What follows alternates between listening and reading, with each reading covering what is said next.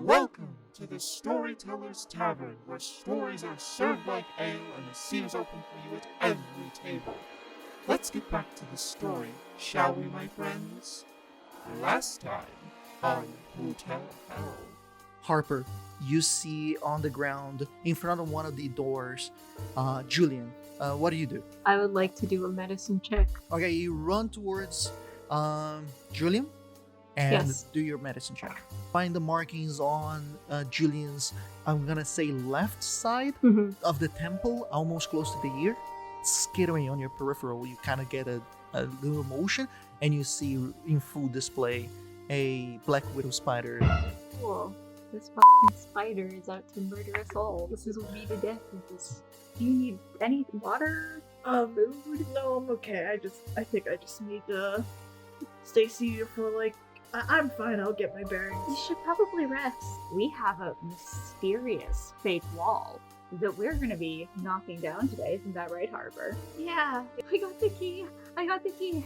So Scott's gonna unlock the door and then take the key out. The lock spins and it feels like it does unlock. You twist the knob and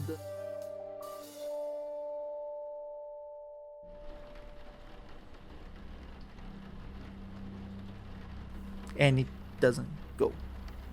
Oh no. Now, can we break the door down? I guess so. I mean, if there's no other way. Should we try pushing it a little bit first before Alright. Yeah, we could try forcing it Yeah. open. Alright, Roy, I'll hold your camera. Yeah. Yeah, and then we can do the shot again and pretend that Scott's the one opening it. Yeah. Or just like you did with the other doors, I'm gonna try to shove against it. Strong boy. So it's Um, not Scott catapult.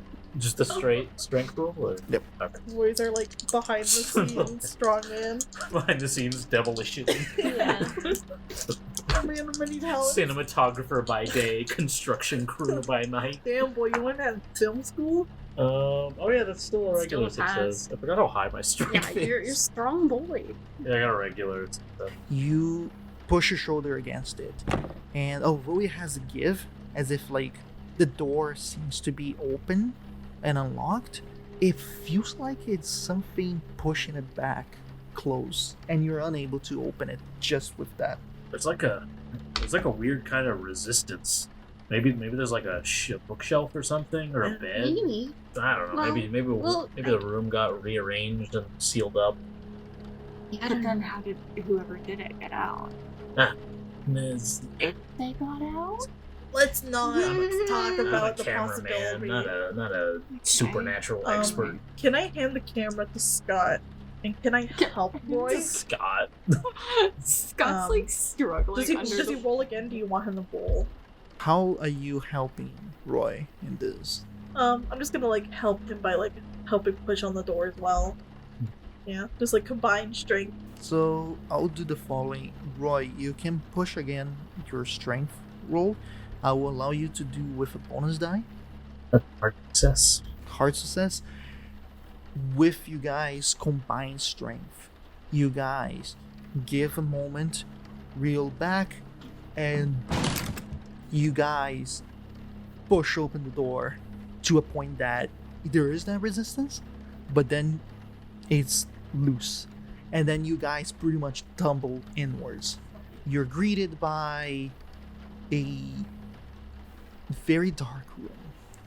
This place is also a mess. Doesn't seem to have been touched by the amount of dust that this place has within. In a first glance within the darkness, there is shapes of frames and paintings, about 7 on the wall. There's a bed, a trunk, a drawer on the side, a little painting podium in the middle, and the one thing that gets you guys most confused, nothing was in front of the door. That's weird. Maybe the hinges were rusted or something. What is it? Oh, there's nothing in front of the door. I don't know why it wasn't opening. Oh, is there anything of note in there? Not really. It's really dark. I think I see some paintings in a bed, but we'll light it up with the studio lights. Do we want to light it up and then re-record Scott opening the door just for convenience sake? Yeah. Yeah. We'll set it up. We'll put the standing lights inside, to brighten the room, and get ready for to film Scott entering While it. they're doing that, can I take a look around? I just wanted to stay outside the room for now. None of that. Yeah, so I want to be like, looking around to see if there's anything that stands out. You don't see any electric wiring within. You guys will have to put light in here. That's what we were doing. Yeah. You bring some of them inside, and as you bring it inside, you guys get to see this very dusty, very abandoned, but untouched, as if somebody literally just closed the door and never opened again, room with these paintings on the wall, a stack of canvases in one side of the room, the bed undone, so like as if a person had just got out of the bed and left it like undone, a trunk in front of the bed, and a drawer on the other side, all covered by dust, layered of dust. Also, there are 2 windows in here with heavy black drapes. What do you guys want to do as you put on the lights? I want to take a look at the paintings, specifically on the walls, to see if I can recognize them, and then I want to peek into the trunk to see what I can find there. There are 7 paintings on the wall. 5 of them seems to be landscape styles of painting, where you recognize some of the sceneries, like the Iskert River, the Hoodoo Mountain, and the hotel itself. They all have that very similar, disturbing artistic style that you guys found on the portfolio earlier. Now the notch has been turned from 11 to 12, as the Hoodoo Mountain seems to be erupting in smoke, lava, and fire. There are skeletons on the outskirts of the scenery of the hotel. There is also the river that seems to be red, different from like bluish, and it paintings of crows half dead of mid-flight as well, and it's very disturbing. But nothing beats the 2 other paintings. 2 paintings of, one is an elderly man, almost like a portrait, but this painting is with this guy. He's wearing Victorian garbs, and he is looking with a face of terror towards the painter, or it's depicting the viewer in terror, as his throat is sliced open by a razor that he wields himself. Then you head towards the other painting. This painting is a youthfully looking male with facial hair that is screaming towards the viewer, mouth agape and his eyes wide open, with his skin boiling and undoing itself under some sort of like burn and melt. It's just horrific to look at. Roll me a sanity check. Come on.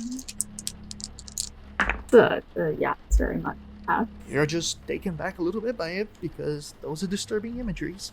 Hey guys, just looking at the paintings in here, I don't think we should show much of the interior on the show, just judging by it. And I think we should also be careful because, and he points to the one with the younger guy with the beard. That looks an awful lot like what Harper saw. If you guys see the paintings being pointed out by Scott, I'm gonna ask you guys to do a sanity check.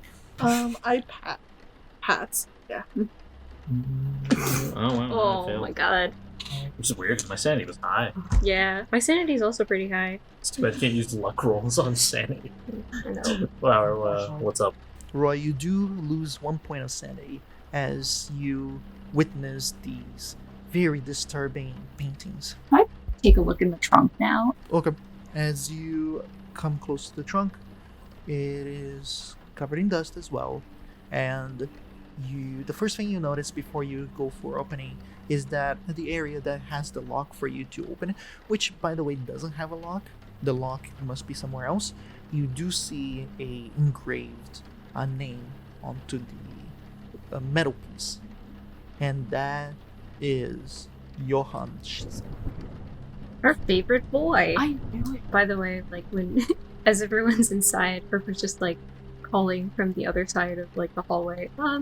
Is everything okay in there? Scott's gonna call back. Yeah, just give us a few minutes, okay, Harper? Okay. Thank you.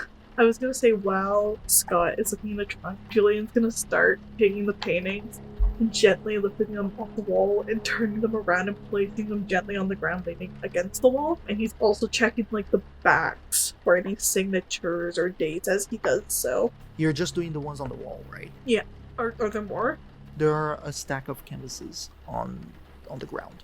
You haven't looked at those yet. Okay, he's gonna do the ones against the wall, and then he's gonna kind of slowly go through the canvases and just like, since they're on the ground in a pile, he'll just like flip over the top one because that's the only one that could be like seen completely. But he'll also like just kind of very quickly like go through those paintings as well while Scott's looking at the chart. As you are taking them down and looking, you do notice that at the counterpart on the back of each painting there is like a sentence or so describing what it is. Like the one with the erupting volcano, it does say Hood Mountain, the initials and the date that he did, which was closer to 1925.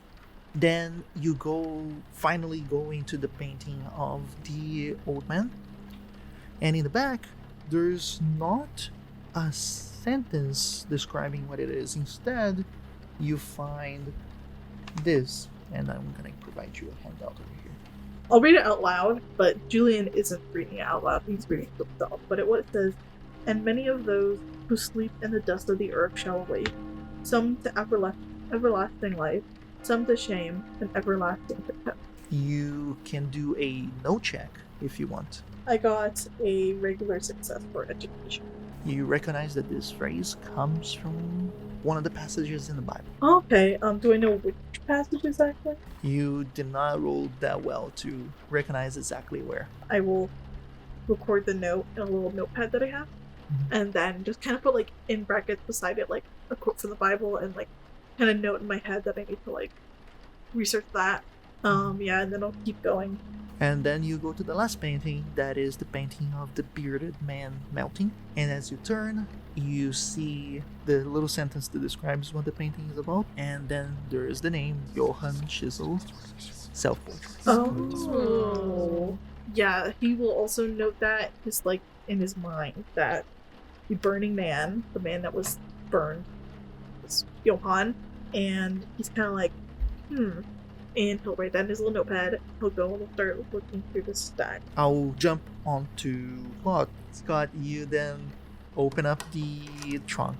There are articles of clothing that would fit the person who would be living around the late 1800s, more like 1900s actually. And with it, you also find a hefty book that when you pull it, it is a copy of your old King James Bible. Is that all that I find in there? Yep, with a quick search, yeah, that's what you find.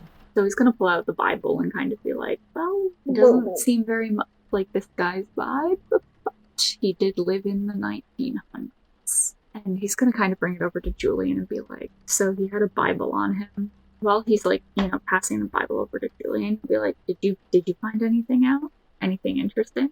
Just some weird things.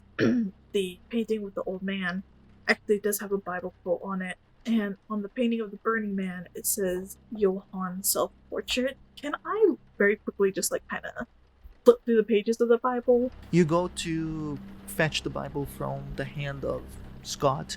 As you do so, Scott also approaches with the Bible so you can grab it.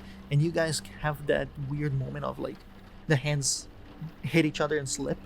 And the Bible falls on the ground, which Harper hears as like a thud happening on the inside of the room, and you're confused about what that was. But interestingly enough, before anything happens, you guys see the Bible fall on the ground and open. As it opens, it falls exactly on to the first page of the book of Revelations.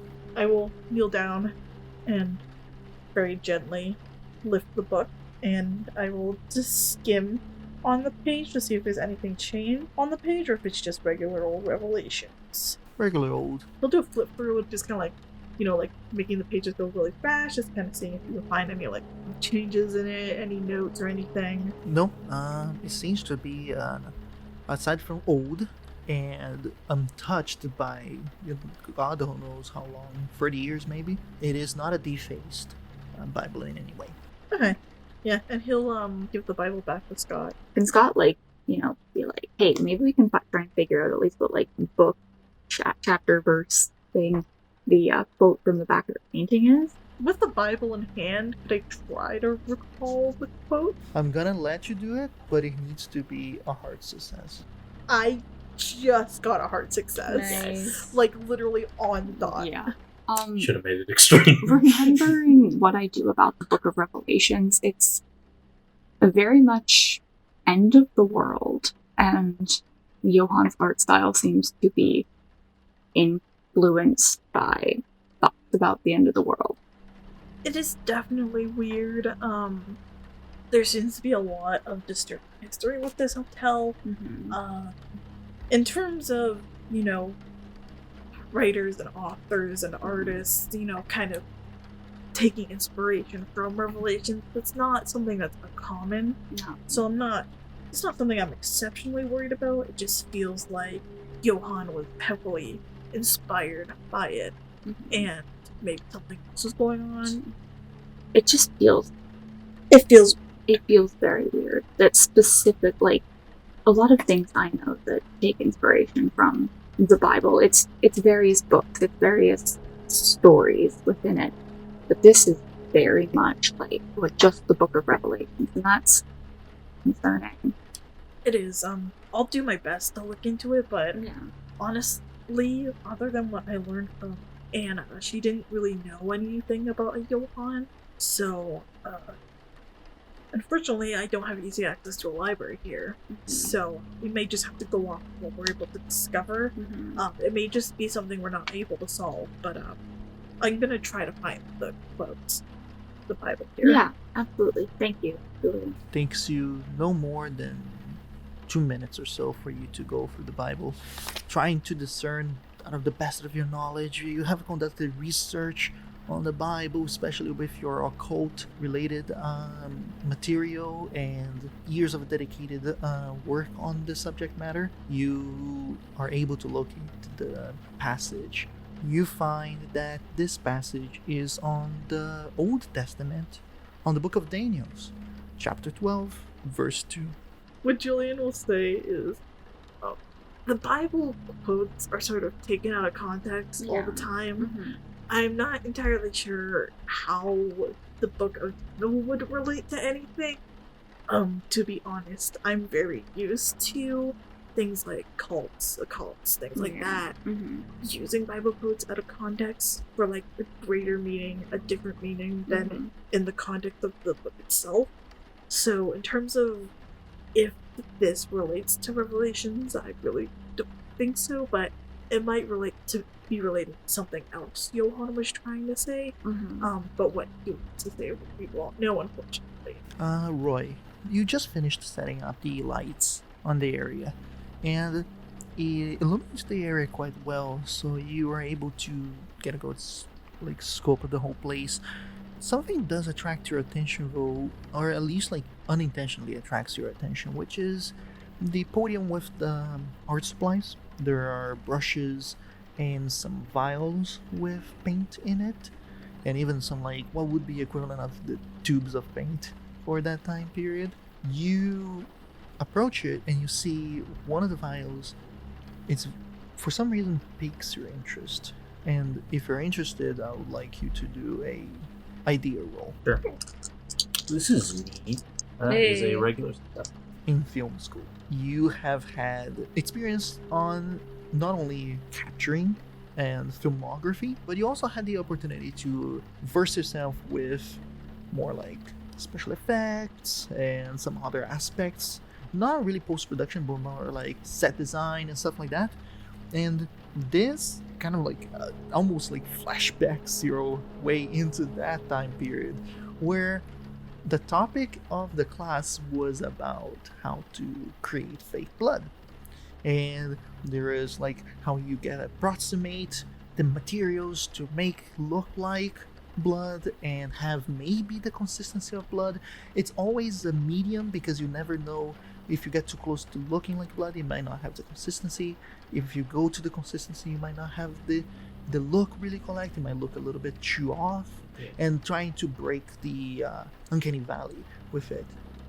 Interestingly enough, this very dried liquid in this vial, glass vial, has all the characteristics that you would assume real blood to have if it had been there for a long period of time. Ugh. This is creepy. I think either this is just really old paint or there's like blood in this vial. Alright. See, I know this because back in film school they showed us this thing about like using paint to create fake blood for movies. You know, like look at the old horror films and stuff. That's really where a lot of my knowledge comes. But yeah, there's definitely blood. Okay. I think for this scene, I think we can kind of frame it and emphasize it as, wacky, weird history. Let's do our best to kind of keep the disturbing stuff low. So we should get rid of this then? Put it back. Yeah, go. Can I very quickly go over to the stack of paintings and just kind of speed run it before we go get Harper? Sure thing. Who else approaches the stack of paintings, or is it just Julian who does that? I'm also going to approach the stack of paintings.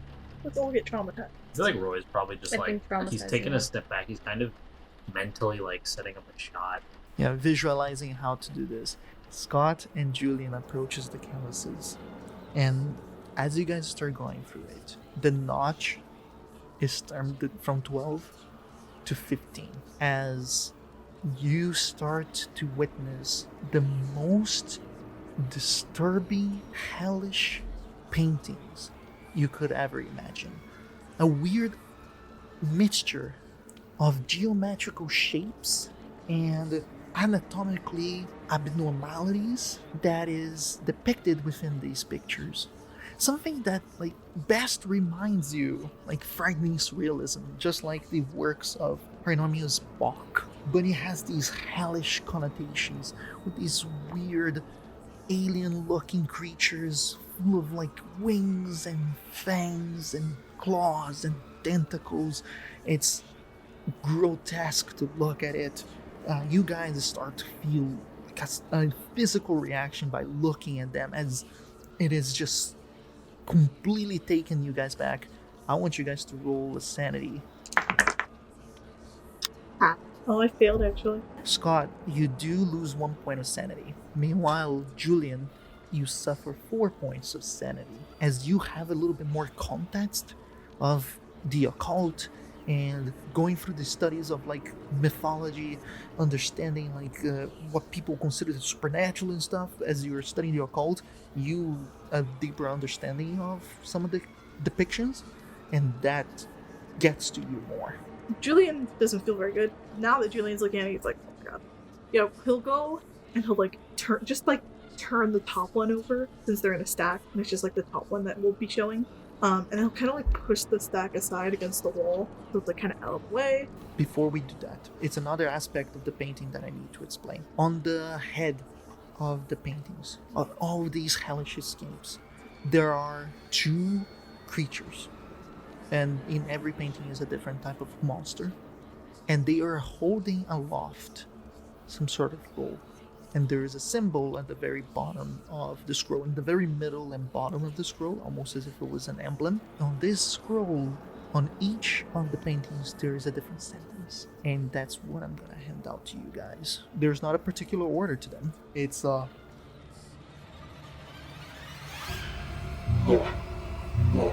Das ist auf Ja. Ja. Ja. Nihila. Ja. Ja. Avasov. Yoksopov. Yifo. Nihef. Nachyuf. Yifya. Yaya. Yahari. Yesta. Yesta.